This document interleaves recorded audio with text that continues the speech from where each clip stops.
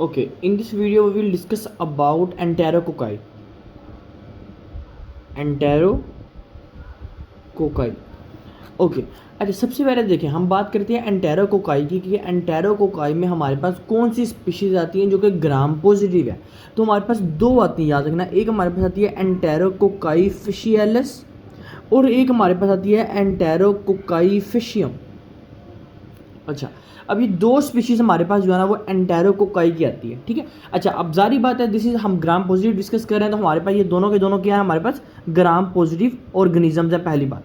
Second number पे हमारे पास ये भी क्या है, ये भी हमारे पास कोकाई शेप है, ठीक हो गया। थर्ड नंबर पे आप लोगों ने एक चीज़ इधर बताऊं कि ये वाला जो आपके पास एंटेरोकोकाई स्पीशी होती है ये भी आपके पास नॉर्मल फ्लोरा के तौर पे काम कर रही होती है इन द बॉडी, जिसे आप कहते हैं नॉर्मल माइक्रोबायोटा, ठीक हो गया। हमारे पास जो बॉडी के अंदर ये नॉर्मल फ्लोरा के तौर पे ये काम करती है, ठीक हो गया। अच्छा, अब बात करते हैं कि हमारे पास ये वाली जो स्पीशीज़ है ये हमारे पास क्या काज करवा सकती है। हमने बात की कि इसमें दो आते हैं, एक ई फेशियालिस आता है, एक ई फेशियम आता है, एक ग्राम पॉजिटिव है, एक कोकाई शेप है। एक और बात बता दूं कि ये हमारे पास हीमोलिटिक नहीं होते। हीमोलिटिक का मतलब ये है कि ये हमारे पास आपके रेड ब्लड सेल्स की जाके या किसी भी ब्लड सेल्स की जाके ब्रेकडाउन नहीं करवाते, इसलिए आप इसको नॉन हीमोलिटिक कहते हो। ज़्यादातर जो है ना वो नॉन हीमोलिटिक होते हैं, ठीक है। अच्छा, अब बात करते हैं कि हमारे पास जो एंटेरोकोकाई है ना, बेसिकली क्वेश्चन ये पूछा जाता है कि किसी ने जीआई प्रोसीजर करवाया, गैस्ट्रो इंटेस्टाइनल या कहते हैं गैस्ट्रो यूरिनरी, तो हमारे पास या ये वाला प्रोसीजर करवाने की वजह से हमारे पास आफ्टर इन्फेक्शन होती है, तो वो इन्फेक्शन होती है एंटेरोकोकाई की वजह से, which is gram positive organisms, ठीक हो गया। उसके बाद हम कहते हैं कि हमारे पास जो ये वाला एंटेरोकोकाई होता है ये हमारे पास पेनिसाइलिन रेजिस्टेंट होता है। पेनिसाइलिन रेजिस्टेंट होता है। अब पेनिसाइलिन रेजिस्टेंट का मतलब ये कि अगर आप इसको पेनिसाइलिन इस बंदे को देते हैं तो उसको बिल्कुल भी फर्क नहीं पड़ेगा। लेकिन हम करते क्या, फिर हम इस बंदे को जो है ना वो वेंकोमाइसिन देते हैं। वेंकोमाइसिन के साथ वो ठीक हो जाता है। लेकिन इफ़ कोई पेशेंट आता है वो एंटेरोकोकाई की स्पीशी के साथ, उसका मतलब आपको पता लग गया कि ये ग्राम पॉजिटिव है, ये कोकाई शेप है, नॉन हीमोलिटिक है, ये एंटेरोकोकाई है, लेकिन साथ आप देखते हो कि वो वेंकोमाइसिन भी रेजिस्टेंट है, यानी उसको वेंकोमाइसिन से भी आराम नहीं आ रहा, फिर आप उसको जो है ना वो लिनिजोलिड से ट्रीट करोगे, आप इस बंदे को लिनिजोलिड दोगे, ठीक हो गया। अच्छा देखो, हमने कहा this is a gram positive, this is a cocci shape, this is a non haemolytic. अब बात करते हैं फोर्थ नंबर पे, हम कहते हैं पायरोलिडोलाइल अराइल अमाइडेज जो है ये हमारे पास क्या आता है, इधर हमारे पास आता है पॉजिटिव, ठीक है। और हमारे पास पीछे हमने क्या पढ़ा था, पायरोलिडोलाइल अराइल अमाइडेज जो था वो हमारे पास स्ट्रेप्टोकोकस ए गैलेक्टी में नेगेटिव था, जबकि हमारे पास एंटेरोकोकाई में पायरोलिडोलाइल अराइल अमाइडेज जो है वो पॉजिटिव आएगा। और फिफ्थ नंबर पे this is also a catalase negative. तो आप लोगों ने ये चीज़ याद रखनी है इसके अंदर कि ग्राम पॉजिटिव है, कोकाई है, नॉन हीमोलिटिक है, पायरोलिडोलाइल अराइल अमाइडेज की मीडियम में पॉजिटिव रिस्पॉन्स शो करता है और कैटालेज नेगेटिव है। और ये आफ्टर जीजू और जीयू प्रोसीजर की वजह से होता है और सब एक्यूट एंडोकार्डाइटिस में ज़्यादा प्ले इंपॉर्टेंट रोल करता है। उसके बाद वो पेनिसाइलिन जी के साथ रेजिस्टेंट होता है ऑलरेडी, और फिर आप उस बंदे को वेंकोमाइसिन के साथ ट्रीट कर सकते हो। लेकिन अगर एक आता है उसे आप कहते हो वेंकोमाइसिन रेजिस्टेंट एंटेरोकोकाई, फिर इस बंदे को आप जो है वो लिनिजोलिड के साथ ट्रीट करोगे या कुछ और एंटीबायोटिक आप इस्तेमाल कर सकते हो माइसिन वाली, ठीक हो गया, डिक्लोमाइसिन वाली। अच्छा, अब हम ये जो है ना एंटेरोकोकाई को हम ये चीज़ करते हैं कि हमारे पास ये आता है जिसको आप कहते हो वेंकोमाइसिन रेजिस्टेंट एंटेरोकोकाई, या हमारे पास होता है पेनिसाइलिन रेजिस्टेंट एंटेरोकोकाई। और इसमें दो आते हैं, एक आती है एंटेरोकोकाई फेशियलिस और एक आता है एंटेरोकोकाई फेशियम। अच्छा, अभी क्वेश्चन देखते हैं। देखो, होता है कि एक पेशेंट आया 24 ईयर्स ओल्ड है, ठीक है। वो कहता है कि ना डॉक्टर साहब बात है कि मैंने जो है ना वो एंडोस्कोपी करवाई। एंडोस्कोपी हमारे पास एक जीआई प्रोसीजर होता है, ठीक है, यानी एंडोस्कोपी करवाई या जीयू प्रोसीजर करवाया, कोई भी मतलब एंडोस्कोपी करवाई। आफ्टर एंडोस्कोपी क्या हुआ, उसको सिम्टम्स आने लग गए किसके, बैक्टीरियल इन्फेक्शन के। जब उसको बैक्टीरियल इन्फेक्शन के सिम्टम्स आने लग गए, उसको रैश होने लग गए, ठीक है, उसके बाद उसको जो है ना वो ब्रेन का मसला होने लग गया, डिफरेंट सिम्टम्स आए, तो हमने कहा कि ये हमारे पास एंटेरोकोकाई स्पीशीज़ की वजह से है। फिर हमें पता लगा कि ये एंटेरोकोकाई फेशियलिस हो सकता है या एंटेरोकोकाई फेशियम हो सकता है। फिर हमने देखा कि ये हमारे पास कहीं वेंकोमाइसिन से रेजिस्टेंट तो नहीं है। अगर वो वेंकोमाइसिन से रेजिस्टेंट नहीं है फिर आप उसको वेंकोमाइसिन दे दो, लेकिन अगर वो वेंकोमाइसिन से रेजिस्टेंट है फिर आपने जो है ना वो उसको लिनिजोलिड देना। तो ये हमारे पास है एंटेरोकोकाई। अच्छा, अब उसके बाद हमारे पास आता है सेकंड नंबर पे, हम कहते हैं हमारे पास बेसिलियस एंथ्रेक्स। अच्छा देखो, सबसे पहले जो है ना वो मैं इधर डिटेल में जाने से पहले आपको एक चीज़ बताऊं कि हमारे पास जो बेसिलस एंथ्रेक्स होता है ना, ये दो तरह के होते हैं। एक हम कहते हैं इसको हमारे पास होता है क्यूटेनियस एंथ्रेक्स, एक हमारे पास होता है बेसिकली पल्मोनरी एंथ्रेक्स। पल्मोनरी आपके लंग्स में अफेक्ट कर रहा होता है। जो क्यूटेनियस है वो हमारे पास जो है ना वो बॉडी के एक्सिलरी रीजन में हमारे पास या अपेंडिकुलर स्केलेटल वाले रीजन में हमारे पास अफेक्ट कर रहा होता है। पहले तो बात मैंने आपको बताया, एक होता है क्यूटेनियस टाइप, एक होती है हमारे पास पल्मोनरी टाइप। अब हम चलते हैं हमारे पास क्या है। सबसे पहले हम कहते हैं कि this is also known as a gram positive. Second number पे कहते हैं कि ये कोकाई शेप नहीं है, ये रोड शेप्ड है, या आप इसे कहते हैं स्पोर्ट। यानी हम कहते हैं कि देखो छोटे छोटे स्पोर्ट्स होंगे किसमें, एक रोड के अंदर, तो हम कहते हैं कि ये हमारे पास क्या है कि रोड शेप्ड अपीयरेंस होती है। अब बात करते हैं कि फॉर एग्जांपल देखो, मैं कहता हूँ कि मेरे पास जो है ना ये एक बैक्टीरिया है जिसका नाम है बैसिलस एंथ्रेकस, और इसमें जो है ना वो रोड शेप है। अब इसके अंदर क्या क्या चीज़ें हैं वो देखते हैं। देखो सबसे पहले तो आपको एक चीज़ बताऊं कि हमारे पास जो इस बैक्टीरिया के अंदर प्रेजेंट होती है वो हमारे पास क्या होता है, इसके अंदर जो हमारे पास प्रेजेंट होता है उसका जो हेड होता है ना वो हमारे पास होता है मेडूसा शेप। उसका जो हेड होता है वो क्या होता है, मैं आपको इसकी पिक्चर शेयर करूंगा। इसका हेड क्या होता है, मेडूसा शेप। पहली बात तो मैं ये करूंगा। सेकंड नंबर पे ये ना एक ऐसा टॉक्सिन रिलीज करता है, इसे कहते हैं एंथ्रेक्स टॉक्सिन। यानी इसके अंदर एक क्या टॉक्सिन प्रेजेंट होता है, इसके अंदर एंथ्रेक्स टॉक्सिन प्रेजेंट होता है। वो हीट रेजिस्टेंट होता है, यानी अगर आप उसको हीट करते हो तो उसको कोई भी फर्क नहीं पड़ता। यानी मेडूसा शेप होता है, और इसके अंदर कौन सा टॉक्सिन होता है, हमारे पास एंथ्रेक्स टॉक्सिन होता है। अब एंथ्रेक्स टॉक्सिन हमारे पास कैसे होता है, देखो इसके अंदर ना एंथ्रेक्स टॉक्सिन के अंदर ना हमारे पास होता है क्या, हम इसे कहते हैं डिप्लोकोनिक एसिड। तो डिप्लोकोनिक एसिड ना इस बैक्टीरिया को प्रोटेक्ट करके रख रहा होता है कि कहीं इसको कोई जला ना दे। इस वजह से हम कहते हैं ये एक हीट रेजिस्टेंट है। ठीक हो गया। हमने पहले कहा कि हमारे पास क्या है, हेड मेडूसा आ गया। उसके बाद क्या हमारे पास क्या है, एंथ्रेक्स टॉक्सिन है, और फिर हमने कहा ये हमारे पास डिप्लोकोनिक एसिड है जो है ना वो प्रोटेक्ट करके रखता है इसको। ठीक है। उसके बाद थर्ड नंबर पे हम कहते हैं इसके अंदर ना कुछ एडिमेटिक फैक्टर्स होते हैं जो कि हमारी बॉडी में जाके ना एडिमा करवाते हैं। यानी तीन बातें की, एक मैंने कहा कि हमारे पास होता है head Medusa factor. Second number पे क्या होता है, एंथ्रेक्स टॉक्सिन होता है जो जिसमें डिक्लोफेनिक एसिड होता है जो कि हीट रेजिस्टेंट होता है और जो बचा रहा होता है। ठीक है। थर्ड नंबर पे कहते हैं कि इसके अंदर जो है ना वो एडिमेटिक फैक्टर होते हैं जो कि एडिमा करवा रहे होते हैं इसके अंदर। ठीक हो गया। उसके बाद हम कहते हैं कि ये इसके अंदर ना हमारे पास कुछ पॉलीपेप्टाइड हम कहते हैं कैप्सूल प्रेजेंट होते हैं। फॉर एग्जांपल देखो एक चेन होती है, कैप्सूल होते हैं, तो हम कहते हैं इसके स्ट्रक्चर में हमारे पास पॉलीपेप्टाइड कैप्सूल प्रेजेंट होते हैं जिसको आप कहते हो पॉली डी ग्लूटामेट। तो हमने चार बातें आपको मैंने बताई है एंथ्रेक्स टॉक्सिन की। एक मैंने कहा कि हमारे पास होता है हेड मेडूसा शेप होती है, उसके बाद कहा कि एंथ्रेक्स टॉक्सिन होता है, उसके बाद मैंने कहा कि एडिमेटिक फैक्टर होते हैं, फिर कहा इसके अंदर पॉलीपेप्टाइड कैप्सूल होते हैं। चार बातें आप लोगों ने याद रखनी है किसके, इसके लिहाज से बैसिलस एंथ्रेकस के। और दो बातें याद रखनी है कि हमारे पास दिस इज द क्यूटेनियस और दिस पल्मोनरी हमारे लंग्स को अफेक्ट करेंगे और क्यूटेनियस आपके बाकी स्केलेटल को अफेक्ट करेंगे। ठीक हो गया। अच्छा अब देखो मैं थोड़ा सा इनको जरा डिटेल, मैंने ये आपको समझ आ रही है बात क्या है। अब बात करते हैं, मैं इधर लिखता हूँ कि हमारे पास क्या है, क्यूटेनियस है, और इधर लिखता हूँ हमारे पास क्या, पल्मोनरी है। पल्मोनरी हमारे पास जो है ना वो लंग्स में अफेक्ट कर रहा होता है, क्यूटेनियस जो है ना वो हमारे पास स्केलेटल में और हमारी बॉडी में अफेक्ट कर रहा होता है। ठीक है, एक्सियल और अपेंडिकुलर में। अब हमारे पास एब्डोमेन में फॉर एग्जांपल, ठीक है, अब इसमें अफेक्ट कर रहा होता है। अब बात है कि अगर आप इस पल्मोनरी क्यूटेनियस एंथ्रेक्स को या हमारे पास इसको पल्मोनरी एंथ्रेक्स को और क्यूटेनियस एंथ्रेक्स को आप ट्रीट नहीं करते, फिर होता क्या, फिर इसकी कॉम्प्लिकेशन ये होती है कि ये हमारे पास जो टॉक्सिन है ये हमारे पास जो है ना वो ब्रेन में जाके उसकी लेयर्स को डैमेज करवाते हैं, जिसको आप कहते हो मेनिंजाइटिस। तो हम कहते हैं अगर कोई भी आपको पूछे कि बैसिलस एंथ्रेक्स की कॉम्प्लिकेशन क्या है, तो आपने कहना है क्या, मेनिंजाइटिस। और ये मेनिंजाइटिस क्यों है, क्योंकि अगर आप इसको ठीक नहीं करते तो ये आपके ब्रेन में जाएंगे, तो ब्रेन में जाके हमारे पास करवा सकते हैं। और most commonly this is an aerobic, यानी इसको ऑक्सीजन चाहिए नहीं होती लिवर जिंदा रहने के लिए। ठीक है। अब बात करते हैं हम और डिटेल में क्यूटेनियस और पल्मोनरी की। मैंने आपको थोड़ी कॉम्प्लिकेशन बताई, अब चलते हैं कि हमारे पास क्यूटेनियस और पल्मोनरी की जरा और बात करते हैं। सबसे पहले हम कहते हैं कि हमारे पास क्या जी, क्यूटेनियस एंथ्रेक्स। देखो जो हमारे पास क्यूटेनियस एंथ्रेक्स है, सबसे पहले होता क्या है, सबसे पहले मैं कहता हूँ कि देखो ये मेरे पास एक पेप्यूल है। ये क्या है, पेप्यूल है।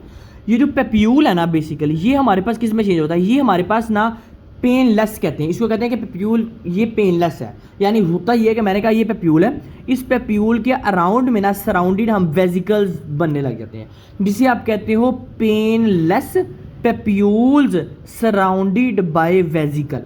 यानी पहले पेप्यूल था, पेप्यूल हमारे पास यानी फर्स्ट डे में, फॉर एग्जाम्पल फर्स्ट डे में हमारे पास पेप्यूल था, पेप्यूल हमारे पास एक वीक के अंदर हमारे पास चेंज हो गया papules, painless papule surrounded by vesicles के अंदर।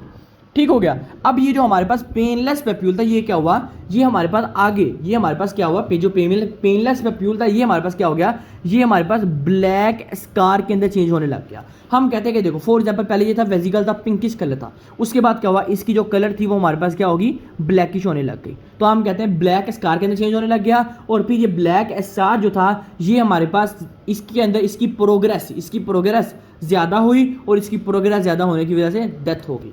तो क्यूटेनिस एंथ्रेक्स की बात है कि पहले पेप्यूल था, पेप्यूल बाद में क्या हुआ, painless papule surrounded by vesicle, उसके बाद क्या हुआ, ब्लैक स्कार आए और उसके बाद इसकी प्रोग्रेशन ज़्यादा हुई और डेथ होगी। ठीक है। अब जो सेकंड नंबर पे हम कहते हैं कि हमारे पास क्या आया है, पल्मोनरी क्यूटेनिस क्या नाम, पल्मोनरी एंथ्रेक्स, यानी क्यूटेनिस एंथ्रेक्स हमने क्या डिस्कस किया, पहले पेप्यूल था, पेप्यूल बाद में जो है ना वो हमारे पास वेजिकल के साथ अराउंड हो गया, उसके बाद उसके अंदर ब्लैक स्कार बनने लग गए, उसके बाद उसकी प्रोग्रेशन ज़्यादा हुई और डेथ होगी। यानी ये जो है हमारे पास ज़्यादा इस तरह जो है ना वो प्रोग्रेस करता है क्यूटेनिस एंथ्रेक्स। ठीक है। और हमने एक बात की हुई है कि ये हमारे पास क्या, ये हमारे पास ग्राम पॉजिटिव है, ये रोड शेप्ड है। ठीक है। उसके बाद हमने कहा कि हमारी स्पोर शेप है। उसके बाद हमने बात की कि इसके अंदर है क्या, इसके अंदर हमारे पास क्या क्या चीज़ें प्रेजेंट, इसके अंदर एंथ्रेक्स टॉक्सिन प्रेजेंट होता है जो कि हीट रेजिस्टेंट होता है। ठीक है। अच्छा, अब बात करें हमारे पास जो है वो पल्मोनरी एंथ्रेक्स। अब पल्मोनरी एंथ्रेक्स बेसिकली आपको बताऊं, देखो सारी बात है, ये हमारे पास जो है ना वो मेनली लंग्स में अफेक्ट कर रहा होता है। तो लंग्स में कैसे अफेक्ट करता है, मोस्ट कॉमनली कहते हैं कि जो लोग एनिमल के साथ ज़्यादा कंटेक्ट रखते हैं ना, उस एनिमल के कंटेक्ट होने की वजह से जो उस वहाँ से जो स्पोर्स हैं वो हमारे पास ह्यूमन में आते हैं और ह्यूमन में आके वो जो है ना वो पल्मोनरी एंथ्रेक्स करवा देते हैं। एनिमल की इम्यूनिटी ज़्यादा होती है, इस वजह से उनमें जो है ना वो इतना अफेक्ट नहीं करता, लेकिन ज़्यादातर कंटेक्ट होने की वजह से हमारे पास मोस्ट कॉमनली जो है ना वो एनिमल की प्रोडक्ट के साथ या एनिमल की फिशेस के साथ कंटेक्ट होने की वजह से जो है ना वो ह्यूमन में स्पोर ट्रांसफर होता है, जिसकी वजह से एंथ्रेक्स होता है। ये मोस्ट कॉमनली था। ठीक हो गया। अच्छा, उसके बाद हम बात करते हैं कि देखो हमारे पास ये जो है ना इसके अंदर पेशेंट क्या लेके आता है, पेशेंट जो सबसे पहले आता है फ्लू लाइक सिम्टम के साथ। अच्छा, अब हम इसमें ये बातें क्यों नहीं करें, क्योंकि बेसिकली जो क्यूटेनिस एंथ्रेक्स होता है ना, इसमें आपके फ्लू लाइक सिम्टम्स नहीं आते, क्योंकि यहाँ लंग्स इन्वॉल्वमेंट नहीं होती, यहाँ आपके पास मेनली जो है ना वो रैश आते हैं, बॉडी में आते हैं। लेकिन इधर क्या आता है, इधर हम बात करते हैं कि हमारे पास जो है ना वो फ्लू लाइक सिम्टम्स आते होते हैं। ठीक है। जो हमारे पास क्या करते हैं, जो हमारे पास फीवर में चेंज हो रहे होते हैं, यानी बार बार देखो फॉर एग्जाम्पल मैं कहता हूँ कि एक हफ्ते में उसको जो फ्लू लाइक सिम्टम हुआ वो फीवर में चेंज हो गया। ठीक हो गया। वो फिर उसको फ्लू लाइक सिम्टम हुआ फिर फीवर में चेंज हो गया, यानी उसको फीवर उतरता है फिर चलता है। यानी मैंने कहा कि देखो फ्लू लाइक सिम्टम्स थे जो कि रैपिडली प्रोग्रेस हो गए किसमें, फीवर है, पहली बात। सेकंड नंबर पे हमारे पास इसमें जो है ना वो एंथ्रेक्स में हमारे पास क्या आता है, हम इसके लिए ना एक साइन यूज़ करते हैं, हम उसे कहते हैं वूल शॉर्टर साइन।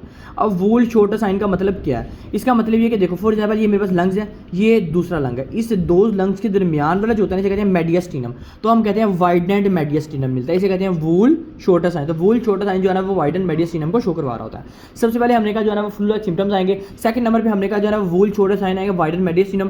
थर्ड नंबर पे हो सकता है वो शोक की हिस्ट्री के साथ आए, क्योंकि ज़्यादा अगर एक्सेस हो रही तो फिर जो है ना वो शोक की हिस्ट्री के साथ ये बंदा आ सकता है। उसके बाद हो सकता है इस बंदे को जो है ना वो हेमरेज हो। ठीक है। ये चार बातें आप लोगों ने लाजमी याद रखनी है। इसके अंदर क्या, एक फ्लू लाइक सिम्टम्स होंगे, सेकंड नंबर पे वूल शॉर्टर साइन होगा, थर्ड नंबर पे शोक होगा, फोर्थ नंबर पे हेमरेज होगा। ठीक हो गया। तो हम ये बात याद रखें, ग्रेटर देन द 3 क्राइटेरिया हो तो हम डायग्नोस कर सकते हैं कि हमारे पास बैसिलस एंथ्रेक्स। और कौन सा बैसिलस एंथ्रेक्स था, पल्मोनरी एंथ्रेक्स। फिर क्या कहना है, फिर आपको जो है ना वो इसको ट्रीट कर सकते हो किससे, इसको आप ट्रीट कर सकते हो सिप्रोफ्लोक्सासिन से। ठीक है। उसके बाद जो है ना वो हम कर सकते हैं डॉक्सासाइक्लिन से, तो हम जो है ना वो इसको ठीक कर सकते हैं। ठीक हो गया। अच्छा देखो ना, मैं आपको एक चीज़ बताऊँ, हमने एंथ्रेक्स तो डिस्कस कर लिया, हमने कहा हमारे पास होता क्या, वो एक एनरोबिक है, हीट रेजिस्टेंट होता है, बाकी सारी बातें की। उसके बाद हमने कहा एक होता है क्यूटेनिस, एक होता है हमारे पास पल्मोनरी। अब मैं आपको इधर एक चीज़ बताऊँ कि देखो हमने ना एक बात की थी कि हमारे पास पेप्यूल बनते हैं। अब बेसिकली जो है ना वो पेप्यूल हमारे पास होता है कि रैश टाइप अपीयरेंस होता है, रेडिश पिंकिश कलर होता है। ठीक है। अब इसके ना सराउंड में वेजिकल प्रेजेंट नहीं होते, कोई भी वेजिकल। ठीक है। लेकिन होता ये कि जब ये एंथ्रेक्स होता है ना तो ये टॉक्सिन करता क्या है, ये ऐसा टॉक्सिन रिलीज करता है जिसकी वजह से वेजिकल सराउंड हो जाते हैं। और ये जो वेजिकल होते हैं ना, फिर ये वेजिकल आहिस्ता आहिस्ता ब्लैक होते हैं और फिर जाके डिजीज़ बनती है। ठीक है ना। अगर हमारी बॉडी में सिंपल आपको पेप्यूल नजर आ रहे हैं तो आपने कभी भी उसको एंथ्रेक्स की बात नहीं करनी, हो सकता है कुछ और मसला हो। ठीक है। लेकिन ये है कि खाली पेप्यूल की बात नहीं करनी। और अगर सिंपल आपकी बॉडी में पेप्यूल बनते भी हैं तो आपने जो है ना वो डॉक्सासाइक्लिन ट्यूब मिलती है, उसके साथ ट्रीट कर सकते हो। ठीक है। लेकिन मैंने आपको चीज़ बताई कि पेप्यूल और हमारे पास क्यूटेनिस एंथ्रेक्स में डिफरेंस ये है कि वहाँ आपको सिंपल पेप्यूल नहीं मिलते, वहाँ आपको पेप्यूल सराउंडेड बाय वेजिकल्स मिलते हैं। लेकिन आपको सिंपल जो होगा अगर पेप्यूल, उसको आपने क्यूटेनिस एंथ्रेक्स नहीं कहना। ठीक हो गया। तो ये थी हमारे पास बात है जो हमने चीज़ें डिस्कस की। हमने कहा एंटेरोकोकाई क्या होता है, हमने कहा बैसिलस एंथ्रेक्स में क्यूटेनिस और पल्मोनरी एंथ्रेक्स क्या होता है। अच्छा, एक चीज़ हम डिस्कस कर लें। ठीक है। फिर जो है ना वो नेक्स्ट स्पीशीज को हम बाद में डिस्कस करेंगे। एक हमारे पास आता है क्या, बैसिलस सीरियस। अच्छा, इसके बारे में एक बहुत इंपॉर्टेंट क्वेश्चन पूछा जाता है कि इसे कहते हैं कि कौन सा ऐसा बैक्टीरिया है जो कि रीहीटेड राइस की वजह से होता है? तो आपने कहना है बैसिलस सीरीज। ये क्वेश्चन पूछा जाता है कि जो चावल थे, राइस थे, उसको जो है ना वो हीट दोबारा गर्म करने की वजह से किस बैक्टीरिया की इन्फेक्शन हो सकती है? तो वो हमारे पास जो है ना वो बैसिलस सीरीज की वजह से हो सकता है। ठीक है, उसके बाद ये जो बैसिलस सीरीज होता है ना, ये basically most commonly non bloody diarrhoea करवाता है। ठीक है, ये वाला मोस्ट कॉमनली जो नॉन ब्लडी डायरिया होता है वो बैसिलस सीरीज ही करवाता है, और आपको बताया कि ये हमारे पास कोई रीहीटेड राइस की वजह से होता है। अब हम चलते हैं बैसिलस सीरीज की डिटेल। हम कह रहे हैं कि हमारे पास कौन सा आया है, हमारे पास बैसिलस सीरियस। अच्छा, अब बैसिलस सीरियस में सबसे पहली बात तो हम कहते हैं कि हमारे पास ये वाला जो बैक्टीरिया होता है ना, this is are gram positive and this is are rod shaped. ये याद रखना आप लोगों ने। पहली बात हमने कहा ग्राम पॉजिटिव है, सेकंड नंबर पे हमने कहा कि हमारे पास ये जो बैक्टीरिया होता है ये रोड शेप होता है। थर्ड नंबर पे ये जो बैक्टीरिया होता है ना, इसके मोस्ट कॉमनली याद रखना कि हमने बात की थी, इसे कहते हैं reheated rice syndrome. Reheated rice syndrome का मतलब क्या, कि आपके पास जो है ना वो दोबारा राइस को करने की वजह से जो बैक्टीरिया होता है वो हमारे पास बैसिलस सीरियस होता है, और ये मोस्ट कॉमनली राइस होता है। उसके बाद पास्ताज भी आते हैं, हम इसको जो है ना राइस करने की, इसको हीट करने की वजह से हमारे पास वापसी पे कौन सा बैक्टीरिया एक्ट होता है, वो हम कहते हैं बैसिलस सीरियस। अब बात करते हैं कि ये कैसे, क्यों रीहीटेड राइस सिंड्रोम की वजह से हम इसे बैसिलस सीरियस कह रहे हैं। होता है कि बेसिकली ना देखो, ये मैं कहता हूं कि एक रोड शेप बैक्टीरिया जिसे मैं कह रहा हूं ये है बैसिलस सीरियस। तो इसमें ना एक टॉक्सिन होता है जिसे कहते हो एंटेरोटॉक्सिन। जैसे एंथ्रेक्स टॉक्सिन था, यहाँ होता है एंटेरोटॉक्सिन। अब ये जो एंटेरोटॉक्सिन होता है ना बैसिलस सीरियस के अंदर, ये स्पोर की फॉर्मेशन करवाता है। क्या करवाता है? स्पोर की फॉर्मेशन करवाता है। जब ये मल्टीपल स्पोर्स की फॉर्मेशन करवाता है ना, तो ये जो एंटेरोटॉक्सिन होता है ना, ये बड़ा करता है, ये एक टॉक्सिन रिलीज करता है जिसे आप कहते हो सेरियोलाइड। अब ये जो टॉक्सिन सेरियोलाइड रिलीज होता है ना, ये आपका जाके जो है ना वो इन्फेक्शन काज करवाता है। दोबारा सुनना, क्या कहा? एंटेरोटॉक्सिन होता है। जब एंटेरोटॉक्सिन हमारे पास स्पोर की फॉर्मेशन करवा रहा होता है ना, इस स्पोर की फॉर्मेशन की वजह से हम कहते हैं देखो हमारे पास स्पोर की फॉर्मेशन हुई, उसकी वजह से मल्टीपल फॉर्मेशन हुई, और फिर सेरियोलाइड हमारे पास आया और सेरियोलाइड टॉक्सिन रिलीज हुआ जिसकी वजह से इन्फेक्शन हुई। तो ये हमारे पास था रीहीटेड राइस सिंड्रोम कैसे होता है और ये बैसिलस सीरियस कैसे करवाता है। ठीक है, अब बात करते हैं कि देखो हमारे पास पेशेंट के सिम्टम कहता है डॉक्टर साहब बात यह है कि नोजिया और वोमिटिंग हुई है और 1 से 5 घंटे तक रही है बस। ठीक है, 1 से 5 घंटे तक जो है ना वो हमारे पास इसकी रही है, 1 से 5 घंटे तक नोजिया वोमिटिंग की हिस्ट्री रही है। उसके बाद और क्या कहता है? और कहता है कि मैंने आपको पहले बताया कि हमारे पास नॉन ब्लडी डायरिया के साथ आएगा। ठीक है, जिसे आप वाटरी डायरिया भी कहते हो, जीआई पेन के साथ आएगा, गैस्ट्रोइंटेस्टाइनल पेन के साथ आएगा। अब ये वाली जो 2 हिस्ट्री होंगी, हो सकता है ये हम कहते हैं इसके लिए 8 से लेके 18 या किसी बुक्स में 20 लिखा हुआ है, तो हम कहते हैं स्केची में 18 तक लिखा हुआ, तो हम कहते हैं 8 से लेके 18 डेज तक हमारे पास जो है ना ये करवाता है। तो हम कहते हैं कि देखो बैसिलस सीरियस ग्राम पॉजिटिव है, रोड शेप बैक्टीरिया है, रीहीटेड राइस सिंड्रोम इस वजह से इसको कहते हैं क्योंकि हमारे पास सेरियोलाइड टॉक्सिन रिलीज हो रहा होता है। उसके बाद हम कहते हैं पेशेंट सिम्टम लेके आता है, पेशेंट कहता है नोजिया है, वोमिटिंग है, नॉन ब्लडी डायरिया है, गैस्ट्रोइंटेस्टाइनल पेन है, ये 4 के साथ आता है। और जो नोजिया और वोमिटिंग है ये 1 से 5 घंटे तक रहती है, जो ये वाली पेन है ये 8 से लेकर 18 घंटे तक रहती है। तो हम कहते कह दिया 18 घंटे तक रहती है, 8 से लेकर 18 घंटे तक। तो हम कहते हैं कि ये हमारे पास कौन सा आता है, फिर इसे कहते हैं बैसिलस सीरियस। फिर जारी बात है इसको आप करना क्या है, फिर आपने इसको मैनेज कैसे करना है, फिर आपने जो है ना इसकी प्रॉपर केयर करनी है, आपने इसको जो है ना वो एंटीबायोटिक इस्तेमाल करनी जो कि इस टॉक्सिन को खत्म करे। ठीक हो गया, हमने इसको ठीक कर सके इससे। और अगर साथ में बैसिलस सीरियस के साथ बॉडी में जो है ना वो पेप्यूल्स बनते हैं, पेप्यूलर रैश बनते हैं, फिर वही बात आपने जो है ना वो डॉक्सीसाइक्लिन के साथ इसको ठीक कर सकते हो। ठीक हो गया, ये आपने याद रखना बैसिलस सीरियस के अंदर। देखो एक दफा मैं रिवीजन करवाता हूँ आपको। सबसे पहले हमने कहा था कि हमारे पास जो है ना एंटेरोकोकाई की 2 स्पीशीज होती है, एक होता है हमारे पास ई फेशियालिस, एक होता है ई फेशियम। ठीक है, हमने कहा था this is a gram positive, हमने कहा था ये कोकाई है, हमने कहा था ये नॉन हीमोलिटिक है, पायरोलिडोलाइल अराइल अमाइडेज की मीडियम में ये पॉजिटिव रिस्पॉन्स शो करता है, इसका कैटालिस्ट जो है ना वो नेगेटिव है। ठीक है, उसके बाद हमने कहा था कि हमारे पास जो ये वाला बैक्टीरिया होता है ना, ये बेसिकली कब होता है, जीआई या जीयू प्रोसीजर करवाने के बाद, जैसे किसी ने एंडोस्कोपी करवाई उस वजह से हो सकता है। ठीक है, अब ये जो वाला जो बैक्टीरिया होता है ये पेनिसाइलिन रेजिस्टेंट होता है, इस वजह से फिर हम इस बंदे को वैंकोमाइसिन के साथ ट्रीट करते हैं। और अगर एक डिजीज होती है जो कहते हैं वैंकोमाइसिन एंटेरोकोकाई, वैंकोमाइसिन रेजिस्टेंट एंटेरोकोकाई, फिर हम इस बंदे को वैंकोमाइसिन के साथ ट्रीटिंग करते हैं, फिर हम उस बंदे को जो है ना वो क्या देते हैं, लिनिसोलिड देते होते हैं। ठीक है, अच्छा उसके बाद हम चलते हैं कि हमारे पास कौन सा आया, एंथ्रेक्स। जो बैसिलस एंथ्रेक्स होता है 2 स्पीशीज है, एक होता है क्यूटानियस एंथ्रेक्स, एक होता है पल्मोनरी एंथ्रेक्स। ठीक है, ये ग्राम पॉजिटिव है, ये रोड शेप्ड है।